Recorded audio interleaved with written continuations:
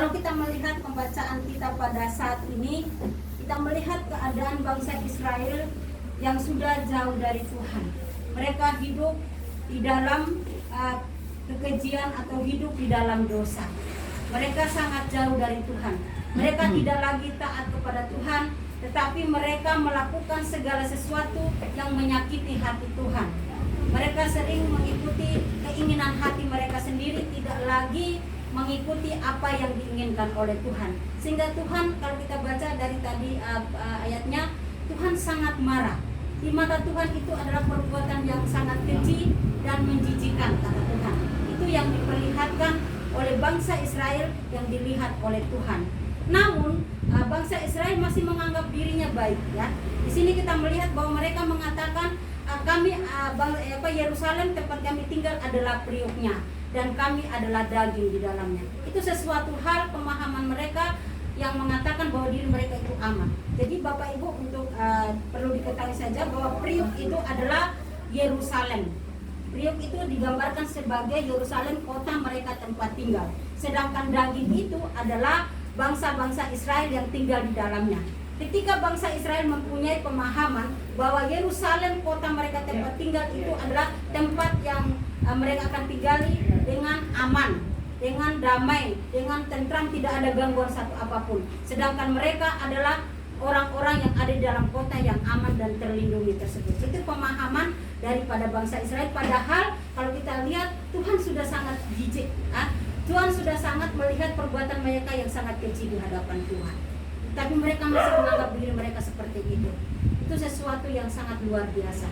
Jadi kadang-kadang kita sebagai manusia di tengah-tengah dunia ini, kita juga merasa kadang-kadang kita merasa kita yang paling benar.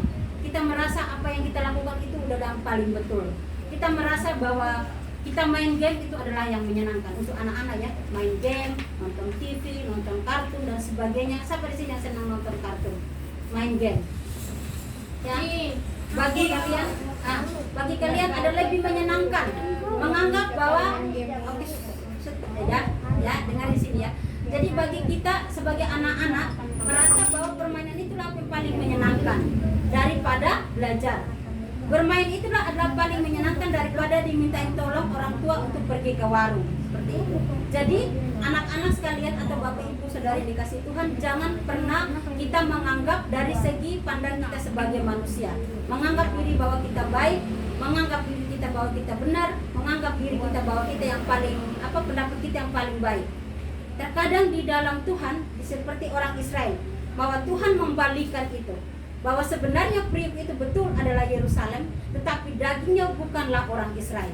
Dagingnya adalah orang-orang yang mereka sudah bunuh, atau orang-orang yang mereka sudah aniaya, itulah dagingnya. Jadi orang-orang yang terhukum, yang dibunuh oleh bangsa Israel, yang diusir oleh bangsa Israel, mereka lah yang akan tinggal di kota yang aman itu. Mereka adalah orang-orang yang terlindungi daripada Tuhan. Sedangkan mereka yang menganggap dirinya bahwa mereka adalah orang-orang yang terlindungi, yang aman, mereka tidak akan aman. Malah Tuhan bilang, akan aku usir kamu dari negeri itu. Seperti itu. Jadi Bapak Ibu Saudara yang dikasih Tuhan, pemahaman ini adalah pemahaman yang sederhana, pemahaman yang konsep daripada manusia dan Tuhan. Kita juga harus menyadari itu. Jangan sampai kita sebagai orang-orang percaya yang sudah mengatakan saya selalu berdoa, yang sudah mengatakan saya selalu mempunyai hubungan intim dengan Tuhan, jangan sampai itu sesuatu yang menjijikan atau membuat perbuatan yang keji di hadapan Tuhan. Seperti apa kita menilai hal itu? Artinya seluruh hidup kita, seluruh jiwa, pikiran, mata, hati kita semuanya harus tertuju berkenan kepada Tuhan. Jangan sampai ketika kita berdoa, kita berdoa menyembah Tuhan sungguh-sungguh, tapi ketika setelah kita berhenti berdoa, kita mulai menceritakan orang, kita mulai membenci orang, kita mulai mengingat dosa-dosa, mengingat perbuatan-perbuatan orang yang menyakitkan hati kita, atau kita mulai mengingat orang-orang yang kita benci, yang menurut kita nggak sesuai dengan hati kita, gitu ya. Itu sesuatu hal yang membuat Tuhan menolak, ya. Tuhan akan mengusir kita dari hadapannya, seperti itu. Jadi supaya kita berkenan di hadapan Tuhan, kita harus hidup sesuai dengan apa yang Tuhan kehendaki. Ketika kita berdoa, marilah kita sungguh-sungguh berdoa. Ketika kita menyanyi, marilah kita sungguh-sungguh menyanyi. Ketika kita beribadah, marilah kita sungguh-sungguh beribadah. Ketika kita berlaku bersikap di luar, marilah kita bersikap dengan yang sebenarnya sesuai dengan kebenaran firman. Tetapi di luar itu maka kita akan menjadi orang-orang yang terusir dari hadapan Tuhan. Kita camkan itu Bapak Ibu Saudara yang dikasihi Tuhan, bahwa dunia ini terus terang bukan semakin baik. Katanya corona dengan vaksin ini akan menghilang, tetapi nyatanya enggak, gitu ya. Corona masih tetap merajalela dengan luar biasa. Tetapi satu hal yang kita harus percaya, bahwa anak-anak Tuhan percayalah, ya. Memang virus itu nggak akan tersingkir dari kita, tetapi kita percaya Tuhan adalah pelindung yang ajaib bagi kita.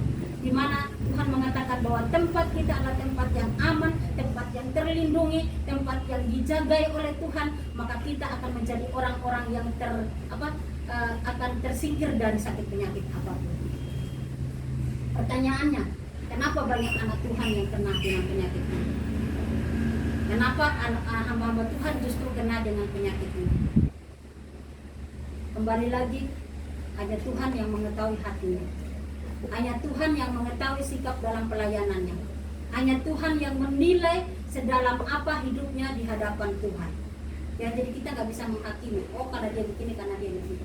Tapi Tuhan yang melihat, menilai, Tuhan juga yang mengizinkan penyakit itu terjadi. Mungkin ada rencana Tuhan, sehingga Tuhan mengizinkan itu penyakit terjadi. Tapi bersyukurlah bahwa kita menjadi orang-orang yang aman, menjadi orang-orang yang terlindungi dari penyakit ini, menjadi orang-orang yang tidak terkena dengan sakit penyakit ini. Bahwa Tuhan masih sayang, peduli, dan melindungi kita. Bukan berarti kita nggak pernah menyentuh yang namanya virus itu. Karena mungkin kita bisa berbicara dengan orang yang kena, tapi kita dilindungi oleh Tuhan. Mungkin kita pergi kemana di tempat umum, kita bersentuhan dengan orang yang mungkin sudah menyentuh yang kena penyakit corona, tapi Tuhan melindungi kita dengan protektifnya yang luar biasa. Keamanan, perlindungan Tuhan yang luar biasa. Karena kita tinggal di Priuk, di tempat Priuk, bukan Tanjung Priuk ya. Kita tinggal di Priuk, artinya di tempat yang aman, dan kita adalah daging di dalamnya. Jadi kalau kita orang-orang yang terlindungi dan nyaman di hadapan Tuhan, jangan takut dengan apapun, jangan risau dengan apapun. Suntikan vaksin adalah hal yang kecil ya, ya. Puji Tuhan ya, akhirnya melewati itu sesuatu yang luar biasa. Memang manusiawi ya, manusiawi kalau itu ada ketakutan. Saya pun sebenarnya oke-oke aja gitu ya, tapi setelah pas mau disuntik saya tegang juga. Katanya, Bu, jangan tegang Bu, lemas Bu. Saya lepas, saya lepas aja, Tuhan saya nggak mau takut gitu. Saya lepas, tapi pas mau diginiin tegang juga. Sesuatu manusiawi ya, takut itu manusiawi. Tapi bukan berarti kita harus takut dengan apapun, penyakit apapun, kendala ekonomi apapun, peristiwa kejadian di dunia ini kita nggak usah takut, karena kita menjadi orang-orang yang terlindungi di hadapan Tuhan. Bapak Ibu Saudara yang dikasihi Tuhan, jadi Tuhan yang Maha Tahu, Tuhan yang Maha Peduli, Dia lebih tahu apa yang kita sedang hadapi. Tuhan yang yang memiliki kasih sayang yang sangat besar. Dia tahu bagaimana cara untuk melindungi setiap kita anak-anak.